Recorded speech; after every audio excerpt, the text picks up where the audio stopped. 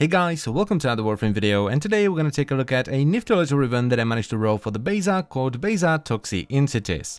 Now the setup I'm going to be running in the video is a pretty straightforward 4-forma crit build where I've added 4 Vs, and the mods I'm using are Serration for more damage, Split Chamber for multi-shot, then we have Vital Sense for crit damage, Point Strike and Argent Scope for crit chance, after which I have Hellfire for some heat damage, and then comes the ribbon, Beta Toxicities, which adds a bunch of toxin damage, even more crit damage, some puncture damage, though it does lower status duration. And the final mod I have here is High Voltage, which combines with the toxin damage from the ribbon and creates corrosive and also adds some status. And as you would expect with a weapon that has 10 times crit damage and procs corrosive every now and then, it performs really well. And it doesn't really matter which faction you're fighting, whether you're fighting the Grenier that have a ton of armor at high levels, you will still shred them to pieces, or the Infested that have relatively large health pools, and even the Corpus die relatively fast even though they have a ton of shields and proto shields. Now I know some of you might be thinking, well, why didn't you go for Viral and Slash with Hunter munitions? And this is why.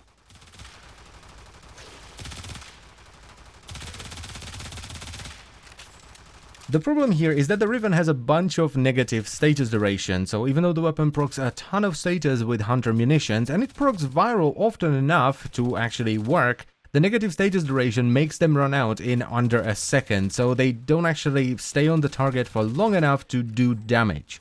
And that's why I decided to go with Corrosive and Heat rather than Viral and Slash, because Corrosive procs are permanent, so the negative status duration I get from the Riven doesn't matter.